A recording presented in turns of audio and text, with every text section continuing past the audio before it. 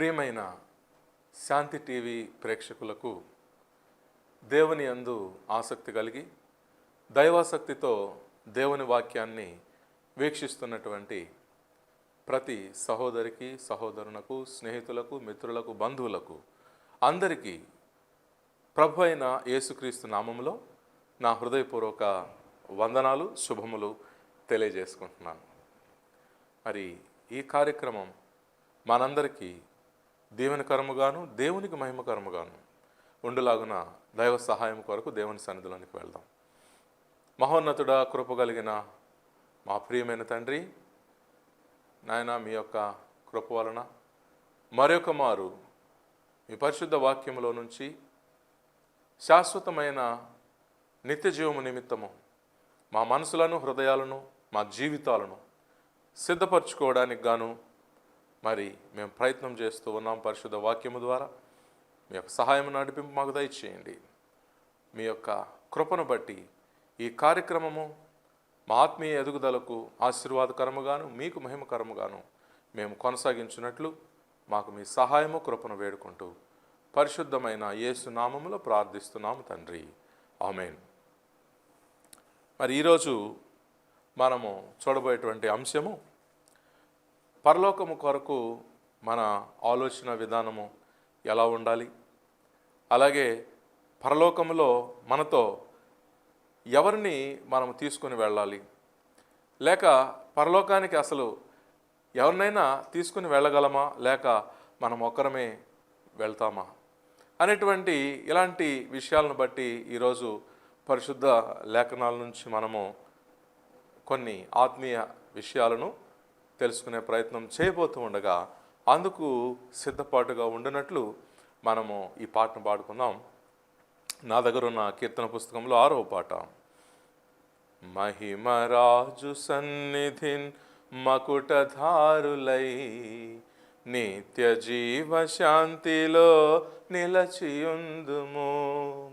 మహిమరాజు సన్నిధిన్ మకుటధారులై నిత్య జీవ శాంతిలో నిలచియుందుము. హల్లెలూయా పాట పాడెదము, హల్లెలూయా పాట పాడెదము, పాడెదము పాడెదము హల్లెలూయా పాట. మహిమరాజు సన్నిధిన్ మకుటధారులై నిత్య జీవ శాంతిలో నిలచియుందుము. శాంతినాథుడేసుని సముఖమందున సంతసమే నిత్యము చింతలేదుగా. శాంతినాథుడేసుని సముఖమందున సంతసమే నిత్యము చింతలేదుగా. హల్లెలూయా పాట పాడెదము, హల్లెలూయా పాట పాడెదము, పాడెదము పాడెదము హల్లెలూయా పాట.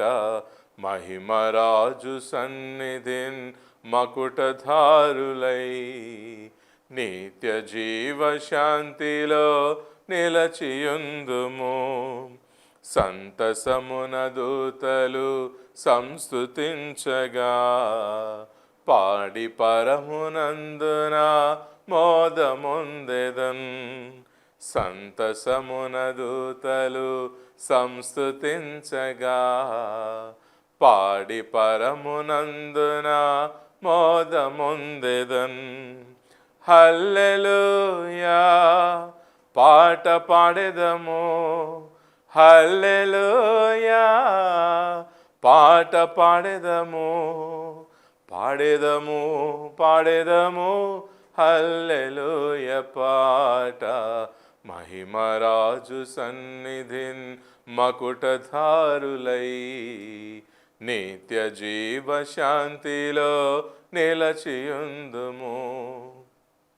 మరి మహిమరాజు సన్నిధిలో మకుటధారులమై నిత్య జీవాన్ని మనం స్వతంత్రించుకోవాలన్నటువంటి ఈ ఆలోచన, ఈ భావము ఈ పాట ద్వారా మనం చూడడం జరిగింది. మరి ఎందుకు ఈ ఆలోచన మనం చేయాల్సింది అంటే, ప్రతి మానవుడికి కూడా ముఖ్యమైనటువంటి అంశం ఏమిటంటే మరణం.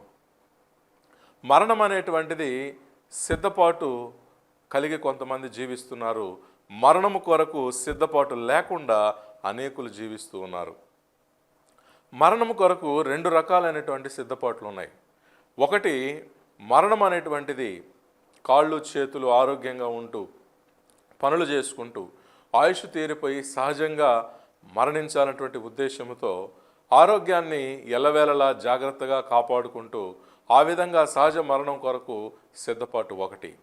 రెండోది, మరణం కొరకు సిద్ధపాటు గురించి మనం ఆలోచిస్తూ ఉంటే, మరణము తరువాత మనం శరీరాన్ని విడిచి ఆత్మగా ఎక్కడికి పోబోతున్నాం, ఎక్కడ ఉండబోతూ ఉన్నాం అనేటువంటి మరణము తర్వాత వెళ్ళాల్సిన చోటు గురించి. మరణం అనేది డెడ్ లైన్. మరణము తరువాత శరీరంలో మనం ఉండే అవకాశం లేదు. కాబట్టి శరీరాన్ని వదిలిపెడితే మనము ఎలాంటి చోటిలో ఉండాల్సి వస్తుంది, ఎక్కడికి వెళ్ళాల్సి వస్తుంది అనేటువంటి మరణము గురించినటువంటి ఈ సిద్ధపాటు. కాబట్టి నేను మరణములోపు ఎలా జీవిస్తే, నాకు మరణం సంభవిస్తే నేను అనుకుంటున్నటువంటి ఆ పలానా చోటుకే నేను వెళ్ళగలను అంటూ దాని కొరకైన సిద్ధపాటు జీవితం. మరి ఈ యొక్క ఆలోచనలు తలంపులన్నీ కూడా మరి మనకు వస్తున్నాయి అంటే, ప్రభు అయిన యేసు ఆయన మరణము తరువాత జీవితాన్ని గురించి ఆయన బోధించారు. కాబట్టి లూకా సువార్త 16వ అధ్యాయము 9వ వచనంను చదివి వినిపిస్తానండి. అన్యాయపు సిరి వలన మీకు స్నేహితులను సంపాదించుకునుడి, ఎందుకనగా ఆ సిరి మిమ్మును వదిలిపోనప్పుడు వారు నిత్యమైన నివాసములలో మిమ్మును చేర్చుకుందరని మీతో చెప్పుచున్నాను. ఇక్కడ ప్రభు అంటున్నాడు, నిత్యమైన నివాసములలో మనల్ని వెల్కమ్ చేయడానికి మనం కొందరిని సంపాదించుకోవాలంట. కాబట్టి నిత్యమైనటువంటి నివాసములు ఉన్నాయి. అవి ఇప్పుడు మనం చూడగలిగేవి కావు. మరి భూమి మీద మనము ఎంత కోట్లు లేక వేల కోట్లు వెచ్చించైనా సరే, ఎటువంటి నివాసాన్ని మనం సంపాదించుకున్నా మరణములో మనము ఆ నివాసమును వదిలిపెట్టి పోవాల్సిందే తప్ప వేరొక మార్గము లేదు. మరి అలాంటప్పుడు భూమి మీద మనము ఏ నివాసమును సంపాదించుకున్నప్పటికీ ఏ నివాసము కూడా శాశ్వతమైన నివాసము కాదు. అందుకే ప్రభు అంటున్నారు, యోహాను సువార్త 14వ అధ్యాయము 2వ వచనం, నా తండ్రి ఇంట అనేక నివాసములు కలవు, లేని ఎడల మీతో చెప్పుదును, మీకు స్థలము సిద్ధపరచ వెళ్ళుచున్నాను. నేను వెళ్ళి మీకు స్థలము సిద్ధపరిచిన ఎడల నేనుండు స్థలములో మీరును ఉండులాగున మరలా వచ్చి నా యొద్ద ఉండుటకు మిమ్మను తీసుకొని పోవుదును. కాబట్టి యేసు ప్రభు ఉండే స్థలం ఏదైతే ఉందో అది నిత్యమైన నివాసం. ఆ నిత్యమైన నివాసములోనికి అనేకులు ఇప్పటికే అర్హత సంపాదించిన వాళ్ళు ఉన్నారు. కాబట్టి మనము భూమి మీద సంపాదించేటువంటి ధనములో కొంత భాగాన్ని నిత్యమైన నివాసములో చోటు కొరకు వినియోగించుకోవాలి. దేవుడు మనకిచ్చిన ఆరోగ్యములో కొంత భాగాన్ని నిత్యమైన నివాసములో చోటు కొరకు వినియోగించాలి. దేవుడు మనకిచ్చినటువంటి ఆరోగ్యము ద్వారా ఉత్పన్నమైనటువంటి శక్తిలో కొంత భాగాన్ని ఖచ్చితంగా మనం మరణిస్తే మన ఆత్మ పరమందున్నటువంటి ఆ నిత్యమైనటువంటి నివాసములలోనికి వెళ్ళడానికి మనము అర్హత సంపాదించడానికి వినియోగించాలి. ఇది జ్ఞానము. మరి మరణము తర్వాతి జీవితాన్ని పరిశుద్ధ గ్రంథము మనకు తెలియజేస్తూ ఉందండి. మనం ఒక యేసు ప్రభు చెప్పిన ఒక ఉపమానాన్ని కూడా ఈ సందర్భంలో మనం చూడవచ్చు. లూకా సువార్త 16వ అధ్యాయం 19వ వచనం, ధనవంతుడు ఒకడు ఉండెను, అతడు ఊదా రంగు బట్టలను సన్నపు నారవస్త్రమును ధరించుకొని ప్రతిదినము బహుగా సుఖపడుచుండువాడు. లాజరు అని ఒక దరిద్రుడు ఉండెను, వాడు కురుపులతో నిండిన వాడై ధనవంతుని ఇంటి వాకిట పడి ఉండి అతని బల్ల మీద ఉండి పడేటువంటి ఆ రొట్టె ముక్కలతో ఆకలి తీర్చుకొన గోరెను. అంతేకాక కుక్కలు వచ్చి వాని కురుపులు నాకెను. ఆ దరిద్రుడు చనిపోయి దేవదూతల చేత అబ్రహాము రొమ్మున ఆనుకొనుటకు కొనిపోబడెను. ధనవంతుడు కూడా చనిపోయి పాతి పెట్టబడెను. అప్పుడు అతడు పాతాళములో బాధపడుచు కన్నులెత్తి దూరము నుండి అబ్రహామును అతని రొమ్మున ఆనుకొని ఉన్న లాజరును చూచి, తండ్రివైన అబ్రహామా, నాయందు కనికరపడి తన వ్రేలికొనను నీళ్లలో ముంచి నా నాలుకను చల్లార్చుటకు లాజరును పంపుము. నేను ఈ అగ్నిజ్వాలలో యాతన పడుచున్నానని కేకలు వేసి చెప్పాను. అంతేకాకుండా ఇంకో మాట కూడా రిక్వెస్ట్ చేశాడండి ఆ ధనవంతుడు. అప్పుడు అతడు, తండ్రి, అలాగైతే నాకు 5 సహోదరులు ఉన్నారు, వారును ఈ వేదనకరమైన స్థలమునకు రాకుండా వారికి సాక్ష్యం ఇచ్చుటకై నా తండ్రి ఇంటికి వానిని పంపవలను, అంటే లాజరును పంపవలనని నిన్ను వేడుకొనుచున్నాను అనెను. అంటే మరణము తరువాత భూమి మీద దేవుని కొరకు సమయాన్ని వెచ్చించలేనటువంటి వారు మరణించిన తరువాత వారు పాతాళం అనేటువంటి స్థలములో యాతనలు బాధలు పడేటువంటి ఒక పరిస్థితిని ఇక్కడ మనం చూస్తున్నాం. ఇక్కడ చెప్పబడినటువంటి ధనవంతుడు, అతను ఏనాడు కూడా దేవుని కొరకు ఏమీ కేటాయించిన వాడు కాదు, ఏమీ వెచ్చించిన వాడు కానే కాదు. ఇతను దేవుడిచ్చినటువంటి, అది ధనము కావచ్చు, ఆరోగ్యము కావచ్చు, శక్తి కావచ్చు, సమయం కావచ్చు, మరి అది ఏదైనా సరే దానిని కేవలం తన బహుసుఖాల కొరకు మాత్రమే వినియోగించినవాడు. అంటే బహుగా సుఖపడడం కోసమే తాను జీవించాడు తప్ప మరణము కొరకు అతను సిద్ధపడి జీవించలేదు. అందువలన ఒకనాడు మరణం వచ్చింది. మరణం వచ్చేటప్పటికి ఇతని ఆత్మ శరీరాన్ని వదిలితే ఇతను వెళ్ళిన చోటులో యాతనలు ఉన్నాయి. అది ఎలా ఉంది ఆ యాతన అని అనంటే, చూడండి, నీళ్లలో ముంచి నా నాలుకను చల్లార్చుటకు లాజరును పంపుము, నేను ఈ అగ్నిజ్వాలలో యాతన పడుచున్నానని కేకలు వేసి చెప్పాను. అంటే మన శరీర అవయవాల్లో ఏదైతే ఇప్పుడు మనము చూడగలమో, ఏదైతే ఒక ఎక్స్రే ద్వారా కూడా మనం చూడగలమో, ఆయా అవయవాల యొక్క నకలు భాగము, మరొక భాగము, అది ఆత్మ సంబంధమైనది కూడా ఉందని మనకు అర్థమవుతూ ఉంది. నాలుక అనేది ఈరోజు మనము శరీరంలో చూస్తూ ఉన్నాం. ఈ నాలుకకు మరొక జెరాక్స్ కాపీ లాంటిది. ఈ నాలుకకు సూక్ష్మమైన మరొక భాగము, అది ఆత్మలో ఉందని ఈ ఉపమానము ద్వారా మనకు అర్థమవుతూ ఉంది. శరీరము మట్టిలో మట్టి అయిపోయిన, అగ్నికి ఆహుతైన, సముద్రము నీళ్ళల్లో అది అదృశ్యమైపోయిన, ఆ నశించిన ఆ శరీరము యొక్క అవయవాలకు నకిలీ భాగాలన్నీ కూడా సూక్ష్మమైనటువంటి రూపంలో ఆత్మలో ఉన్నాయి. ఇవి నశింపవు. శరీరము తర్వాత కూడా ఇవి అలాగే ఉంటాయి. ఇవి వేదనకు లోనయ్యేటువంటి చోట్లకు వెళ్ళే ప్రమాదం ఉంది. అందువలన ప్రియులారా, మన నాలుకను శరీరము ఆరోగ్యముగా ఉన్నప్పుడు, శరీరము శక్తితో ఉన్నప్పుడు, దేవుని యొక్క కార్యముల నిమిత్తము మనము వినియోగించినట్లయితే మరణము కొరకు అది సిద్ధపాటు అవుతుంది. ఎందుకంటే మరణించిన తరువాత ఈ శరీర అవయవాలు, కనిపించే శరీర అవయవాలకు సూక్ష్మ రూపమైన అవయవాలు ఆత్మలో ఉన్నాయి.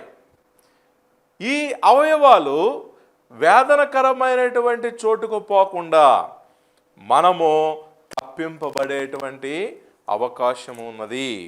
అందువల్ల ప్రియులారా, మన యొక్క నాలుకను మనము మన శరీరములో ఆరోగ్యం ఉంటుండగా మరణము కొరకు తగిన సిద్ధపాటుగా నాలుకను వినియోగించుకోవాల్సినటువంటి అవసరం ఉంది. నాలుకతో దేవుని యొక్క పనులు చేయాల్సినటువంటి అవసరం ఉందండి. అందువల్ల మనము మన శరీరంలో ఉన్నటువంటి ప్రతి అవయవాన్ని దేవుని యొక్క కార్యక్రమముల నిమిత్తము మనము వినియోగించాల్సినటువంటి అవసరం ఉంది. మరి ఈ విషయాన్నే అపోస్తలుడైనటువంటి పౌలు చాలా స్పష్టముగా తన యొక్క పత్రికలో మనకు తెలుపుతూ ఉన్నాడు. రోమీలకు రాసిన పత్రిక 12వ అధ్యాయము మరి 1వ వచనం చూసినట్లయితే, దేవునికి అనుకూలమైన సజీవ యాగముగా శరీరాన్ని, అనగా శరీరపు అవయవాల్ని దేవునికి సమర్పించండి అని ఆయన బతిమలాడుకుంటూ ఈ పత్రిక రాయడం జరిగింది. ఎందుకని బతిమలాడుకుంటున్నాడు? ఎందుకో కనిపించే ఈ శరీర అవయవాలను దైవ కార్యక్రమాల కొరకు సజీవ యాగముగా సమర్పించమంటున్నాడు అని మనం ఆలోచిస్తే, యేసు ప్రభువు చెప్పినటువంటి ఉపమానంలో మనకు అర్థమవుతున్నది ఏమిటి అంటే, కనిపించే శరీర అవయవానికి ఒక నకలుగా, ఒక జెరాక్స్గా, ఒక సూక్ష్మ రూపమైనటువంటి అవయవము ఆత్మలో కూడా ఉన్నది. అది నశింపుకు లోనయ్యేది కాదు. మరణములో నశించేది కేవలము దృశ్యమైన శరీర భాగాలే. అదృశ్యమైన ఆత్మ కానీ, అదృశ్యమైన ఆత్మ భాగాలు ఏవి కానీ అవి నశింపుకు లోను కావండి. మరి అవి ఆనందముగా, సంతోషముగా, మంచి స్థలములో, ఆనందకరమైన, సంతోషకరమైన స్థలములో ఉండాలి అంటే, ఇప్పుడు మనకు ఆరోగ్యం ఉండగా మనము ఖచ్చితముగా మరణము కొరకు సిద్ధపాటును గురించిన జాగ్రత్త కలిగిన వారమై ఉండాలి. అందుకే పేతురు రాసిన మొదటి పత్రిక 2వ అధ్యాయము 9వ వచనం, అయితే మీరు చీకటిలో నుండి ఆశ్చర్యకరమైన తన వెలుగులోనికి మిమ్మును పిలిచిన వాని గుణాతిశయములను ప్రచురము చేయ నిమిత్తము ఏర్పరచబడిన వంశమును, రాజులైన యాజక సమూహమును, పరిశుద్ధ జనమును, దేవుని సొత్తైన ప్రజలునై ఉన్నారు. మరి దేవుడేమో ఇలాంటి జీవితాన్ని మన నుంచి కోరుకుంటూ ఉన్నాడు. ఎలాంటి జీవితం అంటే, దేవుని గుణముల యొక్క అతిశయాలని మనము నేర్చుకుని, తెలుసుకుని, మన నాలుకతో వాటిని ప్రచురము చేయాలని దేవుడు ఆశపడుతూ ఉన్నాడు. మరి ఇక్కడ ధనవంతుడు లాజరు ఉపమానములో మనము ధనవంతుడు తన నాలుకను దేనికి వాడాడో మనం చూస్తూ ఉన్నామండి. ధనవంతుడు తన యొక్క నాలుకను దేనికి వాడాడు? లూకా సువార్త 16వ అధ్యాయము 19వ వచనము, అతడు ఊదా రంగు బట్టలను, సన్నపు నార వస్త్రములను ధరించుకొని ప్రతిదినము బహుగా సుఖపడుచుండువాడు. అనగా తన నాలుకను బహుగా సుఖపడుచుండుటకు మాత్రమే అతను వినియోగించాడు. మరి మరణము కొరకు సిద్ధపాటు లేని జీవితం అది. సో మరణించిన తరువాత ఆ యొక్క సుఖపడినటువంటి నాలుకకు ప్రతిబింబమైనటువంటి ఆత్మలో భాగంగా ఉండే నాలుక ఉంది, సూక్ష్మ రూపం. ఆ నాలుక పరిస్థితి ఎలా ఉంది అనంటే, లూకా సువార్త 16వ అధ్యాయం 24వ వచనము, నీళ్లలో ముంచి తన వ్రేలి కొనను నా నాలుకను చల్లార్చుటకు లాజరును పంపుము. అంటే ఈ సూక్ష్మరూపమైనటువంటి నాలుక మరి అది దాహముతో, యాతనతో అల్లాడిపోవడం మనం చూస్తూ ఉన్నాం. అందుకే మనకు ఆయుష్ దేవుడు ఇచ్చి ఉండగానే ఈ నాలుకను దేవుని యొక్క గుణాతిశయములను మాట్లాడుటకు మనము వినియోగించాలండి. నాలుకను దేవుని గుణాతిశయములను గూర్చి మాట్లాడుటకు మనము మన నాలుకను వినియోగించాలి. ఇది మరణము కొరకు సిద్ధపాటు కలిగినటువంటి జీవితం. అందువల్ల మనం ఆలోచిస్తూ ఉన్నట్లయితే, మరణం కొరకు సిద్ధపాటు కలిగి జీవిద్దామా, లేక మరణము కొరకు సిద్ధపాటు లేకుండా జీవిద్దామా? మరణము కొరకు మనము సిద్ధపాటు కలిగి జీవించిన ఎడల యేసు ప్రభువు నిత్యమైనటువంటి నివాసములలో మన ఆత్మను ఆయన తీసుకుని వెళ్ళగలడు. ఇక్కడ మనము ఇంకొక విషయం ఆలోచిస్తూ ఉన్నాం. ఈ ప్రపంచంలో ఒక్కొక్కరిపై ఎక్కువ ప్రేమను కలిగి ఉంటారు. కొందరు తమ తల్లిదండ్రులను ఎక్కువ ప్రేమిస్తారు, కొందరు తమ భార్యను ఎక్కువ ప్రేమిస్తారు, కొందరు తమ పిల్లల్ని ఎక్కువ ప్రేమిస్తారు. అందున పిల్లల్లో కూడా ఒకరిని మిగతా వారి కంటే ఎక్కువగా ప్రేమించడం మనం గమనిస్తూ ఉంటాం. కాబట్టి కొందరు మనవరాళ్ళని ఎక్కువగా ప్రేమిస్తూ ఉంటారు, కొందరు స్నేహితుల్ని ఎక్కువగా ప్రేమిస్తూ ఉంటారు. ఇలా ప్రపంచంలో ప్రతి మనిషి కూడా ఎవరినో కొందరిని ఎక్కువగా ప్రేమించేవాడే. ఎందుకంటే దేవుడు తన పోలికలో, తన స్వరూపంలో మానవుని తయారు చేశాడు. మరి 1 యోహాను ప్రకారముగా దేవుడు ప్రేమ స్వరూపి ఉన్నాడు. అందువల్ల మానవుడు కూడా ఆయన యొక్క స్వరూపములో నుంచి తయారు చేయబడిన ఆత్మగా శరీరంలో ఉంటున్నాడు కనుక ప్రేమ లేకుండా మానవుడు బ్రతకలేడు. ఎవరినో ఒకరిని ప్రేమిస్తూనే ఉంటాడు, ఎవరిపైన ఒకరి మీద తన ప్రేమ పెట్టుకునే ఉంటాడు. ఇది నిజం. ప్రతి మానవుడు ఎవరినో ఒకరికంటే ఎక్కువ మందిని ప్రేమిస్తూ ఉంటాడు. అది కొంతమందికి తల్లి కావచ్చు, కొందరికి తండ్రి కావచ్చు, కొందరికి బిడ్డలు కావచ్చు, కొందరికి ఫ్రెండ్ కావచ్చు. మొత్తానికి మానవుడు అనేటువంటి వాడు ప్రేమిస్తూ ఉంటాడు. ప్రేమను ఆశిస్తూ ప్రేమ కోసం బ్రతుకుతూ ఉంటాడు. ప్రేమ కోరుకోవడం మానవ సహజ లక్షణం. ప్రేమను ఇవ్వాలనుకోవడం మానవ సహజ లక్షణం. ఎందుకంటే దేవుడు తన పోలికలో తన స్వరూపంలో మానవుడిని తయారు చేశాడండి. అందువల్ల దేవుడు ప్రేమాస్వరూపై ఉన్నాడనేసి మనకు పరిశుద్ధ వాక్యము తెలియజేస్తూ ఉంది. అది యోహాను రాసినటువంటి పత్రికల్లో మరి మొదటి పత్రిక నేను చదివి వినిపిస్తానండి. యోహాను రాసిన మొదటి పత్రిక 4వ అధ్యాయం 16వ వచనం. దేవుడు ప్రేమాస్వరూపి అయి ఉన్నాడు. కాబట్టి దేవుని యొక్క ఆ ఆత్మస్వరూపైన దేవునిలో నుంచి తీయబడినటువంటి ఆత్మగా మనం శరీరంలో ఉన్నాం. అందుకని మన సహజమైన ముఖ్య అవసరత ఏంటంటే ప్రేమ. మనకు ప్రేమ కావాలి. అలాగే మనము ప్రేమను అందించుటకు ఆశపడుతూ దాని కొరకే మానవులు జీవిస్తూ ఉంటారు. మరి ఇలాంటి పరిస్థితుల్లో మరి మనము ఎవరిని ప్రేమిస్తూ ఉన్నామో వాళ్ళని నిత్యమైన నివాసములలోనికి తీసుకువెళ్ళగలిగితే, మనము కూడా నిత్యమైన నివాసములలోనికి యేసు ప్రభువు సిద్ధపరిచినటువంటి ఆ నిత్యమైన స్థలాల్లోనికి మనము వెళ్తూ మనం ప్రేమించే వారిని అక్కడికి తీసుకెళ్ళగలిగితే అక్కడ ఎలా ఉంటుంది? ప్రకటన గ్రంథము 7వ అధ్యాయంలో 14వ వచనం నుంచి, నేను అయ్యా నీకే తెలియననగా అతడు ఇలాగు నాతో చెప్పాను, వీరు మా శ్రమల నుండి వచ్చిన వారు, గొర్రెపిల్ల రక్తములో తమ వస్త్రములను ఉదుక్కొని వాటిని తెలుపు చేసుకునిరి. అందువలన వారు దేవుని సింహాసనం ఎదుట ఉండి రాత్రింపగళ్ళు ఆయన ఆలయములో ఆయనను సేవించుచున్నారు. సింహాసనాసీనుడైన వాడు తానే తన గుడారము వారి మీద కప్పును. వారికి ఇక మీదట ఆకలి అయినను దాహమైనను ఉండదు. సూర్యుని ఎండ అయినను ఏ వడగాలి అయినను వారికి తగులదు. ఏలైనగా సింహాసనం మధ్యమందుండి గొర్రెపిల్ల వారికి కాపరి అయి జీవజలముల బుగ్గల యొద్దకు వారిని నడిపించును. దేవుడే వారి కన్నుల నుండి ప్రతి బాష్ప బిందువును తుడిచివేయును. యేసు ప్రభు సిద్ధపరిచిన నిత్య నివాసములు ఇలా ఉంటాయండి. అక్కడ ఆకలి లేదు, దప్పిక లేదు. దేవుడే తన గుడారాన్ని మన మీద కప్పే అవకాశం ఉంది.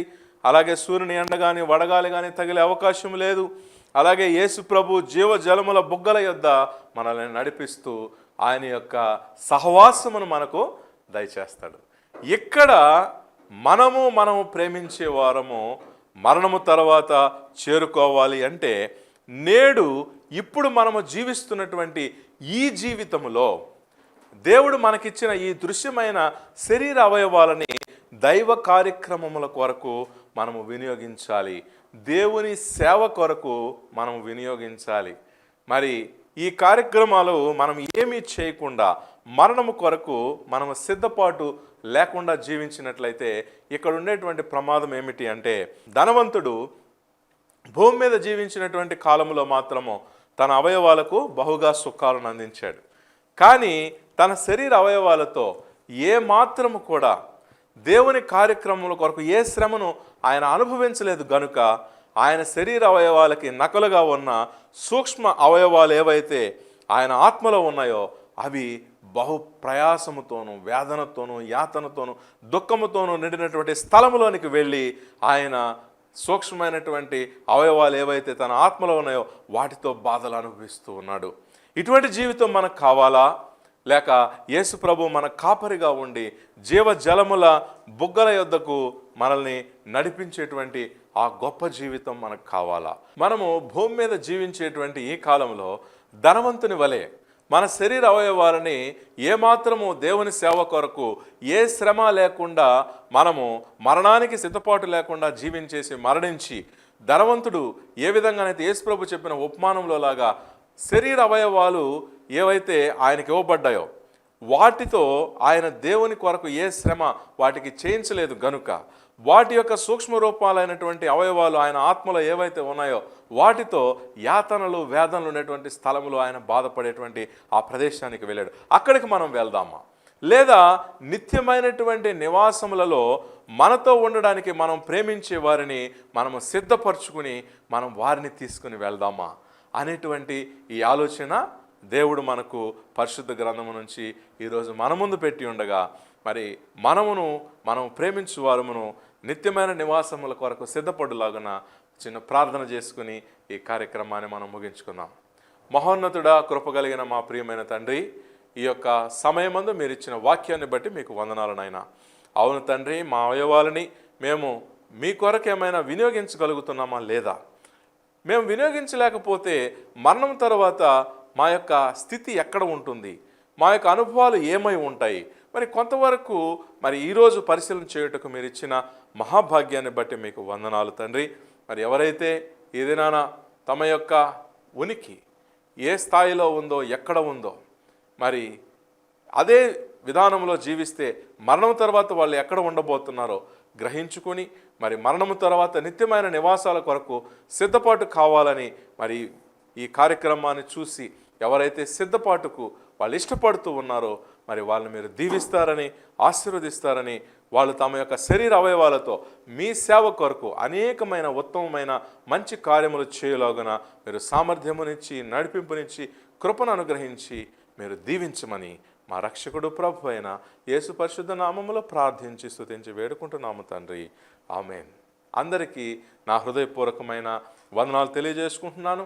మరి శాంతి టీవీ ద్వారా ఈ కార్యక్రమాల్ని మరి ప్రతి వారం వీక్షిస్తున్న ప్రతి ఒక్కరికి నా యొక్క హృదయపూర్వకమైన వందనాలు తెలియజేసుకుంటూ, దేవుని యొక్క దీవెనలు మనకు ఉండాలి.